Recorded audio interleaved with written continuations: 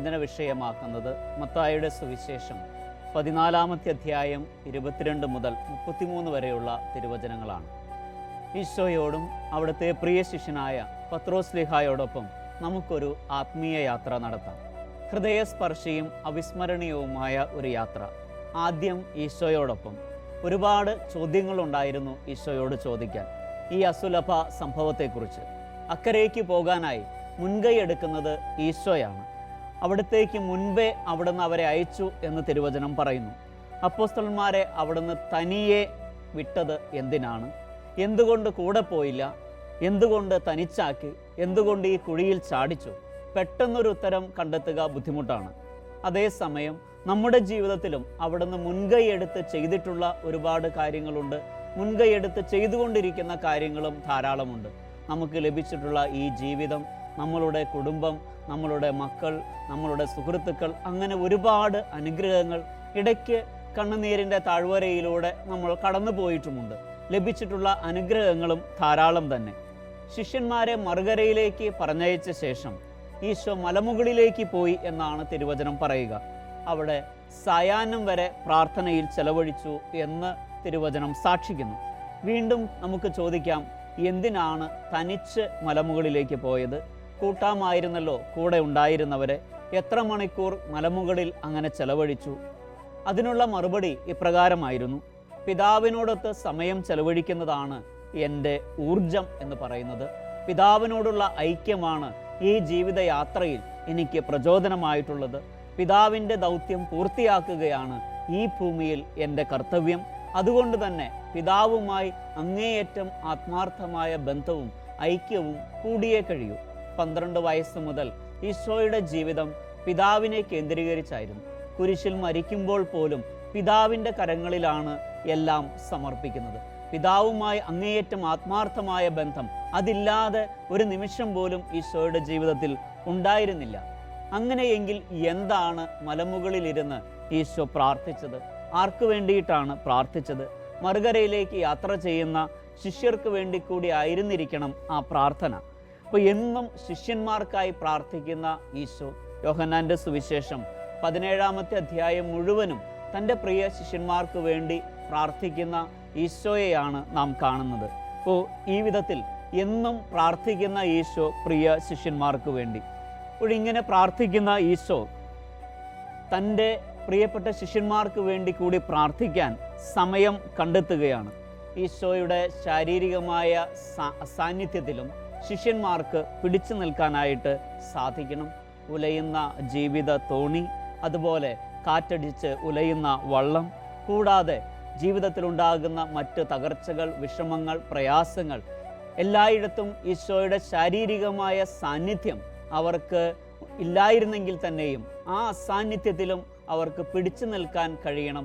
അതിനുവേണ്ടി ഈശോ നടത്തിയ ഒരു അനുഭവമാണ് ഈ യാത്ര എന്ന് നമുക്ക് കാണാനായിട്ട് സാധിക്കും. അപ്പോൾ ഈശോയുടെ അസാന്നിധ്യം ജീവിതത്തിൽ അനുഭവിച്ചിട്ടുള്ള വ്യക്തികളാണ് നമ്മളും.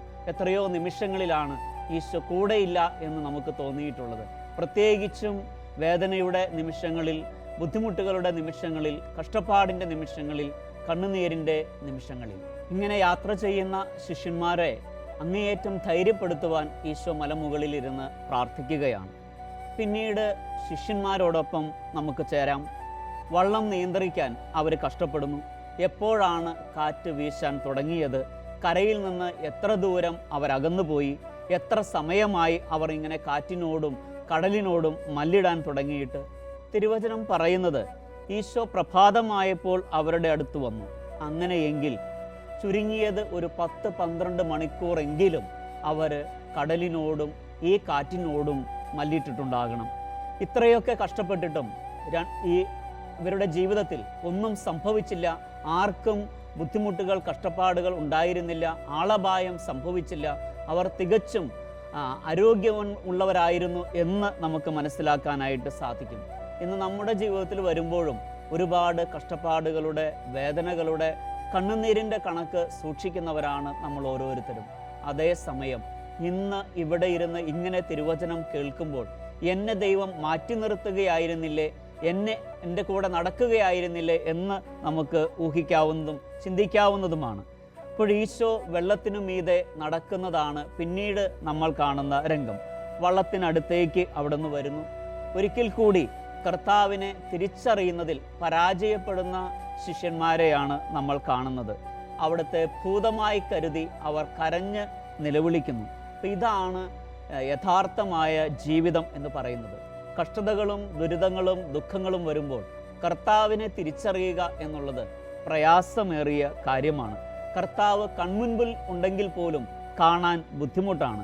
കർത്താവ് കൺമുമ്പിൽ നിന്നാൽ പോലും തിരിച്ചറിയാൻ കഴിയാത്ത ഒരു സാഹചര്യം. നമ്മൾ പരിഭ്രാന്തരും ഭയചകിതരും ആയി മാറുന്നു. അപ്പോൾ ദുഃഖങ്ങളിലും കണ്ണുനീരിൻ്റെ അവസരങ്ങളിലും കർത്താവിനെ തിരിച്ചറിയാൻ കഴിയണമെന്നുണ്ടെങ്കിൽ തീർച്ചയായും ഈശോയോട് അങ്ങേയറ്റം ആത്മാർത്ഥമായ ബന്ധം നമുക്ക് ആവശ്യമാണ്. ശിഷ്യന്മാർ ഭയന്ന് നിലവിളിച്ചു എന്നാണ് തിരുവചനം പറയുക. ഒരു വശത്ത് അലറുന്ന തിരമാലകൾ, കൂടാതെ കാറ്റിലുലയുന്ന തോണി, എല്ലാറ്റിനും പുറമെ ജീവനുള്ള നടക്കുന്ന ഭൂതത്തെയും അവർ കാണുകയാണ്. കരഞ്ഞ് നിലവിളിക്കാനല്ലാതെ മറ്റൊന്നും സാധിക്കുന്നില്ല. തിരുവചനം കേട്ടുകൊണ്ടിരിക്കുന്ന ഈ അവസ്ഥയിൽ, ഈ വേളയിൽ എന്താണ് മനസ്സ് പറയുന്നത്? ഭയത്തെ തിരിച്ചറിയാൻ എനിക്ക് സാധിക്കുന്നുണ്ടോ? ആരെയാണ് ഞാൻ ഭയപ്പെടുന്നത്? എന്തിനെയാണ് ഭയക്കുന്നത്? ഏത് ഭയമാണ് എന്നെ തളർത്തുന്നത് അല്ലെങ്കിൽ തകർക്കുന്നത്? ഇപ്പോൾ ശിഷ്യപ്രമുഖനായ സ്ലീഹായിൽ നിന്ന് കൂടുതൽ അറിയാനുള്ള ആഗ്രഹത്തോടെ വീണ്ടും ചോദിച്ചു, എന്തിനാണ് കരഞ്ഞത്? കണ്ടത് ഭൂതത്തെയാണ് എന്ന് എങ്ങനെ ഉറപ്പിച്ചു? അന്നത്തെ കാലത്ത് ഭൂതപ്രേതാദികളെക്കുറിച്ച് എന്താണ് ഉണ്ടായിരുന്ന കാഴ്ചപ്പാടെന്ന് എനിക്കറിയില്ല. അന്നും ഇന്നും ഭയമാണ് ഭൂതത്തെ. നല്ലൊരു ശതമാനം ആളുകളും ഇന്നും ഭൂതത്തെ ഭയപ്പെടുന്ന ആളുകളാണ്. എന്നാൽ അവിടുന്ന് പറയുന്നു, ഭയപ്പെടേണ്ട, ഞാനാണ് എന്ന്. അറിയാതെ നമ്മൾ പ്രാർത്ഥിച്ചു പോകുന്ന നിമിഷങ്ങളാണിത്. അലറുന്ന തിരമാലകളിലും ഉലയുന്ന ജീവിത തോണിയിലും കഴിയുമ്പോൾ കർത്താവിനെ തിരിച്ചറിയാനുള്ള കൃപ നൽകണമേ എന്ന പ്രാർത്ഥന. ദുഃഖദുരിതങ്ങളിലും ആദിവ്യാധികളിലും മനസ്സ് വേദനിക്കുമ്പോൾ ആ മുഖം ചിലപ്പോഴെങ്കിലും നമ്മൾ തിരിച്ചറിയാതെ പോകുന്നില്ലേ എന്ന് ചിന്തിക്കുന്നത് നല്ലതാണ്. ഈ സമയങ്ങളിലൊക്കെയല്ലേ തിരിച്ചറിയേണ്ടതും ചേർന്ന് നിൽക്കേണ്ടതും നാം ഓരോരുത്തരും കർത്താവിനോട്. ഇപ്പോൾ കർത്താവിൻ്റെ സ്വരം കേട്ടയുടനെ പത്രോസ്ലീഹ പറയുകയാണ്, കർത്താവെ അങ്ങാണെങ്കിൽ എന്നെ കൂടി വെള്ളത്തിനു മീതെ നടക്കാൻ അനുവദിക്കണമേ എന്ന്. ഇപ്പോൾ സ്ലീഹ ഒരിക്കൽ കൂടി ഉറപ്പിക്കുകയാണ് അത് കർത്താവാണ് എന്ന്. അങ്ങാണെങ്കിൽ വെള്ളത്തിനു മീതെ നടക്കാനുള്ള അനുവാദം തരണമേ എന്ന്. കർത്താവിൻ്റെ സന്നിധിയിൽ ഉള്ള ധൈര്യം ഉറപ്പിച്ചുകൊണ്ട് മുൻകൈയെടുക്കുകയാണ് സ്ലീഹ വെള്ളത്തിനു മീതെ നടക്കാനായിട്ട്. കർത്താവിനെ കാണാനും അവിടുത്തെ തിരിച്ചറിയാനും ആ ഇടപെടലുകൾ മനസ്സിലാക്കാനും പ്രത്യേകിച്ച് സങ്കടങ്ങളുടെ ദുരിതങ്ങളുടെ നടുവിലൂടെ യാത്ര ചെയ്യുമ്പോൾ നമുക്ക് സാധിക്കുന്നുണ്ടോ? സ്ലീഹായെ പോലെ ഉറപ്പുവരുത്താൻ നാം കർത്താവിൽ നിന്ന് കൂടുതൽ അനുഗ്രഹങ്ങൾ അല്ലെങ്കിൽ കൂടുതൽ അടയാളങ്ങൾ ആവശ്യപ്പെടുകയാണോ ചെയ്യുന്നത്? ഭൂതമല്ല എന്നുറപ്പുവരുത്താൻ വെള്ളത്തിനു മീതെ നടക്കാൻ ഒരവസരം സ്ലീഹ ചോദിക്കുകയാണ്. എന്തായിരുന്നു അതിനുള്ള ചേതോവികാരം? പത്രോസിന് ഈശോയിലുള്ള അല്പവിശ്വാസം, ധൈര്യം, ഉറപ്പ് അറിയില്ല. ഇവിടെ പത്രോസാണ് ആദ്യം ആഗ്രഹം പ്രകടിപ്പിക്കുന്നത്. വരൂ എന്ന് കർത്താവ് ഒറ്റ വാക്കേ പറയുന്നുള്ളൂ. എല്ലാം മാറി മറിയുകയാണ്. ആദ്യമായി വെള്ളത്തിനു മീതെ നടക്കുന്ന ശിഷ്യൻ, ആവേശോജ്വലമായ നിമിഷങ്ങൾ, സാഹസികനായ പത്രോസ്ലീഹ ഈശോയുടെ അനുവാദം സ്വീകരിച്ചുകൊണ്ട് വെള്ളത്തിനു മീതെ അദ്ദേഹം നടക്കുകയാണ് ഈശോയുടെ അടുത്തേക്ക്. ഇങ്ങനെ നടക്കുമ്പോൾ കാറും കോളും പ്രശ്നമല്ല, കടൽ പ്രശ്നമല്ല, ഉലയുന്ന തോണി പ്രശ്നമല്ല, എങ്ങോട്ടും അദ്ദേഹം നോക്കുന്നില്ല. കർത്താവിന് നേരെ നോക്കി ചങ്കുറ്റത്തോടെ ആത്മധൈര്യത്തോടെ വെള്ളത്തിന് നടക്കുന്ന സ്ലീഹായെ കാണുമ്പോൾ നമുക്ക് ആത്മാഭിമാനം തോന്നുകയാണ്. അങ്ങേയറ്റം കർത്താവിൽ വിശ്വസിച്ചുകൊണ്ട് വെള്ളത്തിന് മീതെ നടക്കുന്ന സ്ലീഹ ഈശോയോടൊപ്പം ചങ്കുറ്റത്തോടും ആത്മധൈര്യത്തോടും കൂടെ നടന്നു കയറിയ കടലുകൾ എത്രയാണ്, നടന്നു നീങ്ങിയ ജീവിത യാഥാർത്ഥ്യങ്ങൾ എത്രയാണ്. നമ്മുടെ ജീവിതങ്ങളിലേക്കും തിരിഞ്ഞു നോക്കാനുള്ള ഒരു അവസരമാണ്. കാറ്റിനെയും കടലിനെയും ഭയപ്പെടേണ്ട. യെശയ്യാ പ്രവാചകന്റെ പുസ്തകം 43-ാമത്തെ അധ്യായം 1 മുതലുള്ള തിരുവചനങ്ങൾ. നീ എൻ്റേതാണ്, നീ എനിക്ക് പ്രിയപ്പെട്ടവനാണ്, ബഹുമാന്യനാണ്. നീ കടലിനു മീതെ നടന്നാലും അഗ്നിയിലൂടെ നടന്നാലും നിനക്ക് പൊള്ളലേൽക്കുകയില്ല. അത്രമാത്രം ഉറപ്പാണ് ദൈവം ഓരോരുത്തർക്കും നൽകുന്നത്. തനിക്ക് മുൻപിലൂടെ നടന്നു നീങ്ങാനുള്ള വലിയ അവസരങ്ങളും നിമിഷങ്ങളുമാണ് ദൈവം വച്ച് നീട്ടുന്നത്. വെള്ളത്തിൽ ചാടാനും നടക്കാനും എവിടുന്ന് കിട്ടി ഈ ധൈര്യം? എനിക്ക് തോന്നുന്നു കർത്താവിൻ്റെ പ്രാർത്ഥനയുടെ ശക്തിയായിരിക്കണം.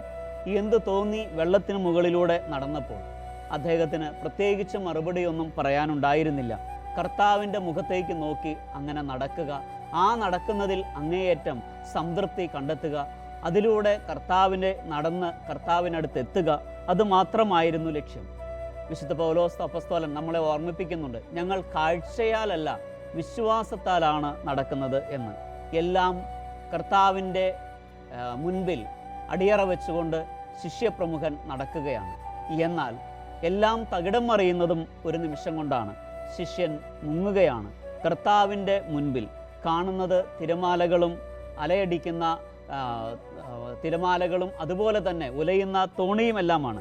അലമുറയിട്ട് അദ്ദേഹം നിലവിളിക്കുകയാണ്, കർത്താവെ രക്ഷിക്കണേ. ആദ്യം ഭൂതത്തെ കണ്ട് നിലവിളിക്കുന്നു, ഇപ്പോൾ ഭയം മൂലം നിലവിളിക്കുന്നു. കർത്താവിൻ്റെ മുൻപിലും മുങ്ങുന്ന മുക്കുവൻ്റെ ചിത്രമാണ് നമുക്ക് കാണാൻ സാധിക്കുക. എന്തുകൊണ്ടാണ് അദ്ദേഹം മുങ്ങിയത്? മുക്കുവനായിരുന്നിട്ടും നീന്താൻ അറിയാമായിരുന്നില്ലേ? ഉടനെ അദ്ദേഹം നൽകിയ മറുപടി ഇപ്രകാരമാണ്, നോട്ടപ്പിശകാണ് സംഭവിച്ചത്. കർത്താവിൽ നിന്ന് നോട്ടം മാറിയപ്പോൾ മുങ്ങുക എന്നുള്ളത് മാത്രമാണ് അടുത്തതായിട്ട് ജീവിതത്തിൽ സംഭവിക്കുക. അപ്പോൾ കാറും കോളും നിറഞ്ഞ സമുദ്രത്തിൽ മുങ്ങുന്ന ശിഷ്യപ്രമുഖനെയാണ് നാം പിന്നീട് കാണുന്നത്. സമൂഹത്തിലെ ഒന്നാമനാണ്, തലമൂത്തയാളാണ്, എന്നിട്ടും നോട്ടം മാറിയതെങ്ങനെ?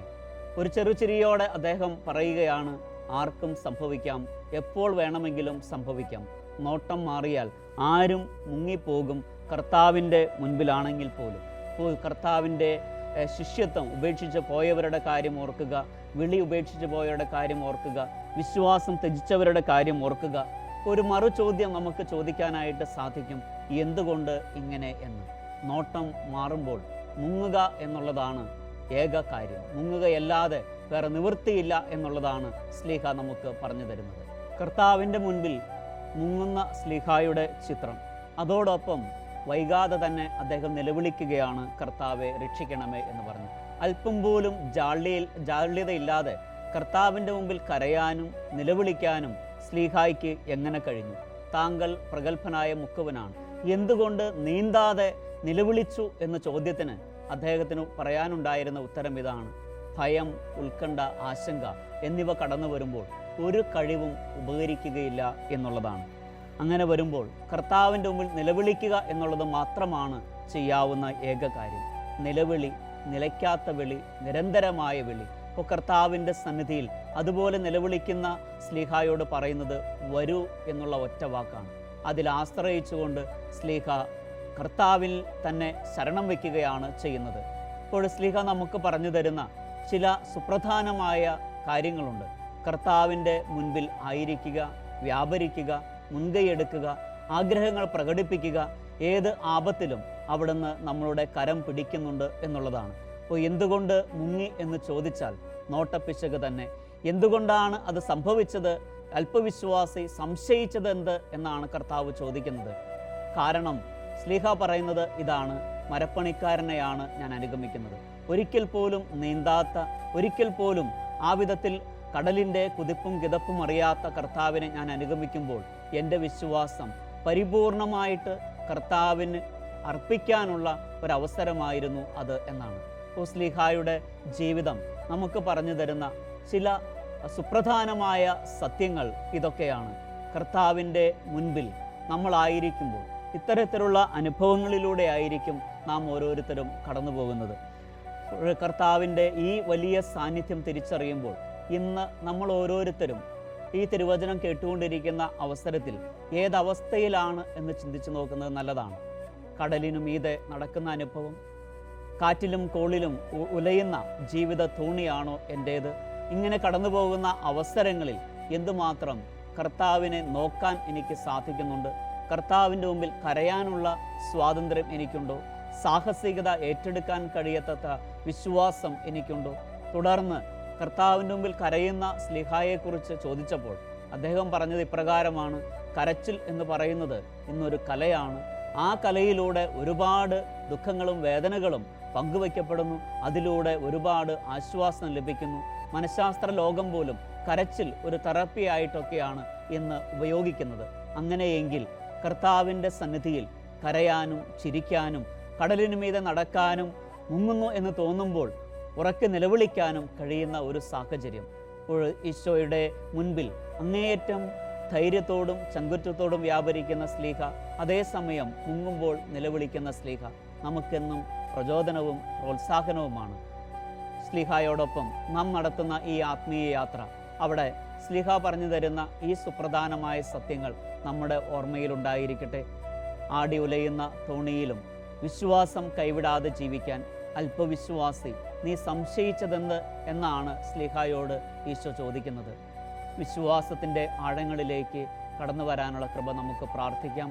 ഏത് കടലിന് നടുവിലൂടെയും നടക്കാൻ കഴിയത്തക്ക വിശ്വാസം, കർത്താവിനെ നോക്കിക്കൊണ്ട് ഏത് കാറ്റിലും കോളിലും നമുക്ക് നടന്നു നീങ്ങാൻ സാധിക്കുമെന്ന പരിപൂർണമായ ഉറപ്പ് ശ്ലീഹ നമുക്ക് തരികയാണ്. കൃപയ്ക്കായിട്ട് നമുക്ക് പ്രാർത്ഥിക്കാം. ദൈവം നമ്മളെ സമൃദ്ധമായി അനുഗ്രഹിക്കട്ടെ.